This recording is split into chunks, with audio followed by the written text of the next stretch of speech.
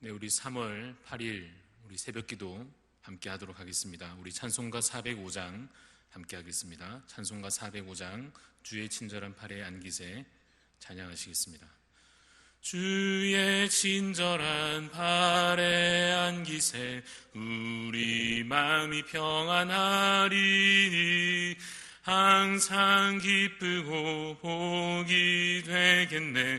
영원하신 팔에 안기세 주의 팔에 그 크신 팔에 안기세 주의 팔에 영원하신 팔에 안기세 날이 갈수록 주의 사랑이 두루 광명하게 비치고 천성 가는 길 편히 가리니 영원하신 팔에 안기세 주의 팔에 그 크신 팔에 안기세 주의 팔에 영원하신 팔에 안기세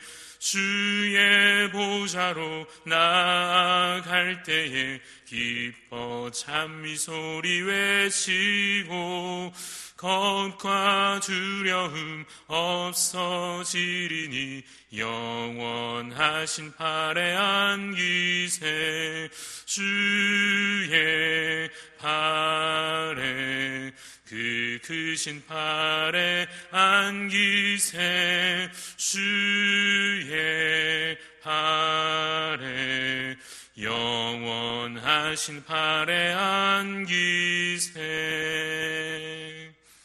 기도하겠습니다. 살아계신 하나님 아버지, 오늘도 우리에게 귀하고 복된 새 하루를 허락하여 주시고 우리에게 생명 주시며 우리가 이 땅에서 살아가는 육신의 생명뿐만 아니라 예수 그리스도를 믿음으로 말미암은 영원한 생명을 또한 우리에게 주심을 주님 감사를 드립니다. 주님, 천국을 바라보고 소망하는 자로 우리가 살아가게 하여 주시옵소서. 환난의 때에도 어려움 중에도 하나님 우리와 함께 하심을 믿고 신뢰하며 주를 의지하는 자 되게 하여 주시옵소서. 하나님, 특별히 나라와 또 교회와 각 가정들과 모든 우리 성도들의 삶이 또 여러 어려움 가운데 있사오니 하나님께서 긍휼을 베풀어 주시며 우리 가운데 모든 연약함을 주의 강하심으로 주의 부요하심으로 채워 형통케 하여 주시옵소서. 하나님, 오늘도 우리에게 주시는 이 말씀으로 말미암아 우리의 영이 살게 하여 주시고 우리가 참으로 말씀을 좇아 그 인도함을 받아가는 지혜로운 삶으로 살아가게 하여 주시옵소서. 감사를 드리며 살아계신 예수 그리스도 이름으로 기도드렸습니다. 아멘.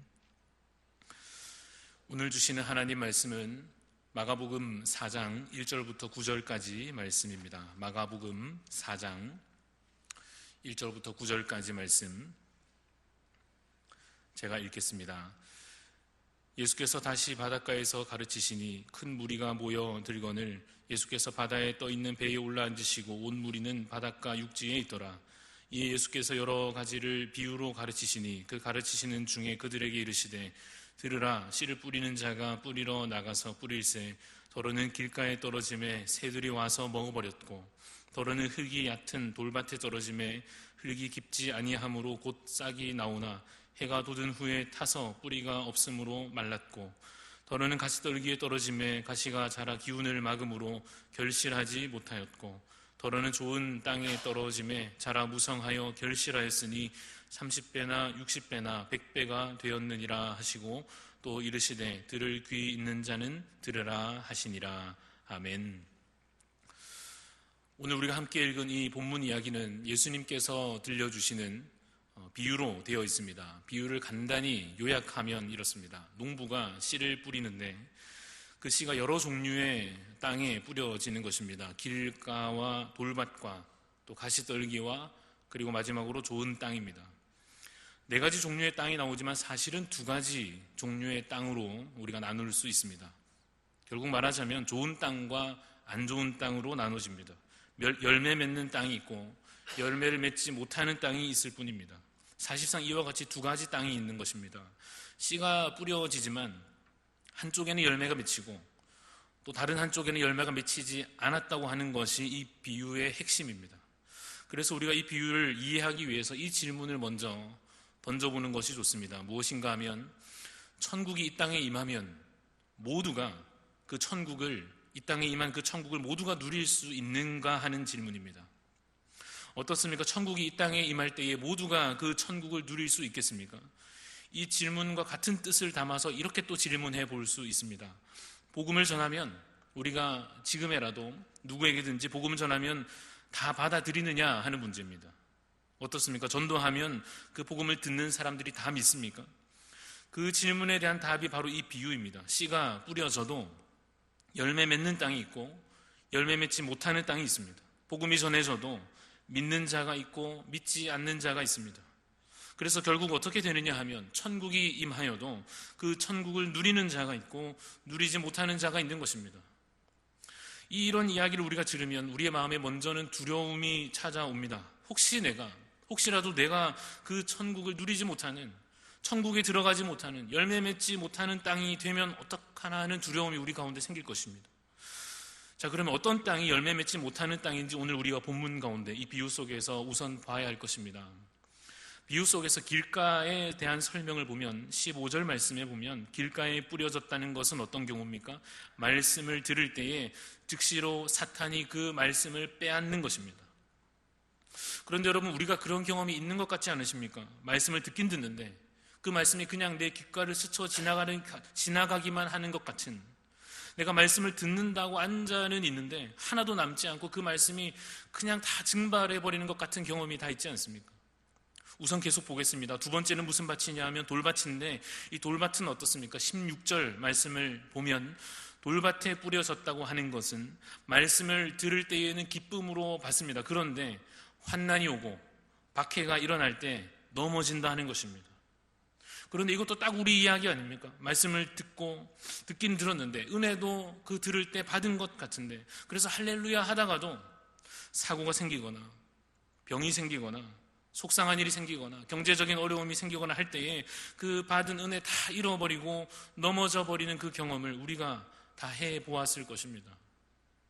일단 역시 더 보겠습니다. 세 번째는 어디입니까? 가시떨기입니다. 18절을 보면 어떤 이는 가시떨기에 뿌려진 자와 같다 하면서 말씀을 듣기는 듣는데, 어떤 사람이냐면 말씀을 듣기는 듣는데 세상 염려와 재물의 유혹과 기타 욕심이 들어와서 결국에는 그 유혹과 그 욕심이 말씀을 막아서 결실하지 못한다고 하는 것입니다. 여러분, 이 이야기가 남 얘기입니까? 내 얘기입니까? 말씀이 늘 내 안에 기쁨과 감사로 충만하지 못하고 유혹에 넘어지고 욕심에 넘어지고, 그래서 말씀을 다 까먹고 세상 쫓아다니는, 세상 일에 온 정신이 팔려서 말씀을 멀리하는 일이 있는, 이것이 여러분 누구 이야기입니까? 이것이 내 이야기다라고 느껴질 때 우리의 마음에 두려움이 더 커집니다. 내가 바로 길가고 내가 바로 돌밭이고 내가 바로 가시떨기인데, 야, 그러면 나는 글렀구나, 야, 나는 천국 못 가는구나, 이러라고 주신 비유가 맞겠습니까? 아니겠습니까? 그렇지는 않습니다.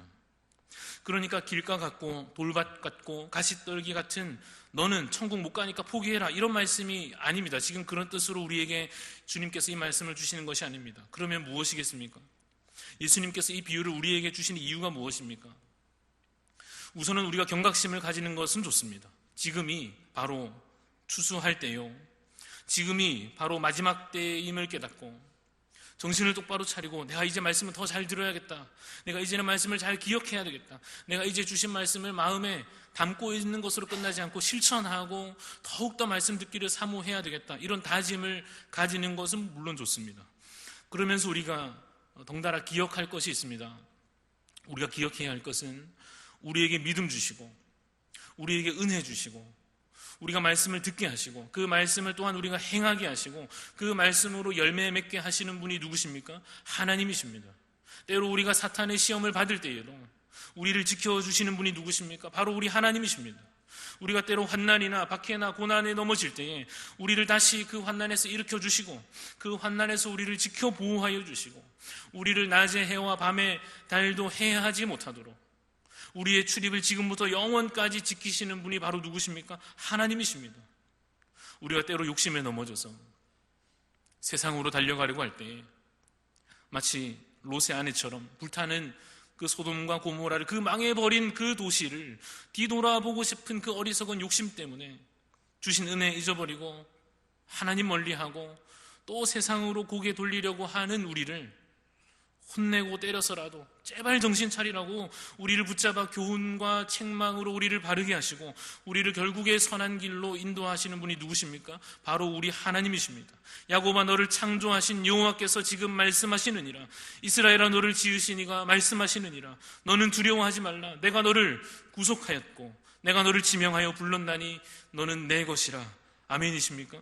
여러분, 이사야 선지자를 통하여 선포된 이 놀라운 약속이 눈먼 자와 같은 그들에게 선포된 것 같이 그 당시 이스라엘이 뭘 잘한 게 있다고 그런 약속을, 그러한 은혜를 감히 받는단 말입니까? 마찬가지입니다. 우리가 무슨 자격으로 천국을 감히 소유하며 우리가 무슨 능력으로 믿음을 지켜낸단 말입니까? 주께서, 우리 주님께서 우리를 붙드실 줄로 믿으시기를 바랍니다. 내가 너를 구속하였고 내가 너를 지명하여 불렀나니 너는 내 것이라. 우리가 아직 죄인 되었을 때에 주께서 우리를 위해 죽으심으로 우리에 대한 하나님의 그 사랑이 확증된 줄로 믿으시기를 간절히 바랍니다. 그 어떤 것도 우리를 우리 그리스도 예수 안에 있는 하나님의 사랑에서 끊을 수 없는 줄로 믿으시기를 간절히 바랍니다. 그러니 우리가 마지막 날 열매 맺는 그 좋은 밭과 같이, 그날에 우리가 정말 하나님 안에서 좋은 밭과 같이 우리의 연약함에도 불구하고 오직 하나님의 그 은혜로 말미암아서 주신 그 천국을 누리며 그 영원한 안식을 누릴 줄로 믿으시기를 간절히 바랍니다. 그러나 그날에 분명히 오늘 이 비유에서 말씀하시는 대로 그날에 슬피 울며 이를 가는 자들이 있을 것입니다. 그날에 버려져서 영원한 심판에 들어갈 자들이 있을 것입니다. 천국은 그와 같은 것입니다. 복음은 그와 같은 것입니다. 받아도 다 누리는 것이 아닙니다. 우리가 알 수가 없습니다. 누가 택함을 받고 누가 심판에 처할지 우리가 다 알 수 없습니다. 하지만 여러분, 두려워하지 마시고 오직 여호와 하나님을 경외함으로 열매 맺는 삶이 되기를 사모하시고 간구하시고 힘써 믿음으로 살아가시기를 간절히 바랍니다. 오늘 우리 주신 말씀을 기억하며 몇 가지 기도 제목을 나눕니다. 주여, 우리의 말씀이, 주신 이 말씀이 우리 안에 열매 맺게 하여 주옵소서. 환난 중에도 믿음 잃지 않도록 하나님 우리를 붙잡아 주시고 특별히 코로나19로 인한 여러 어려움 중에 있는 성도들과 하나님 이 나라를 주님 긍휼히 여겨 주옵소서. 기도하시고 오늘 하루도 복된 하루 되시기를 간절히 소망합니다.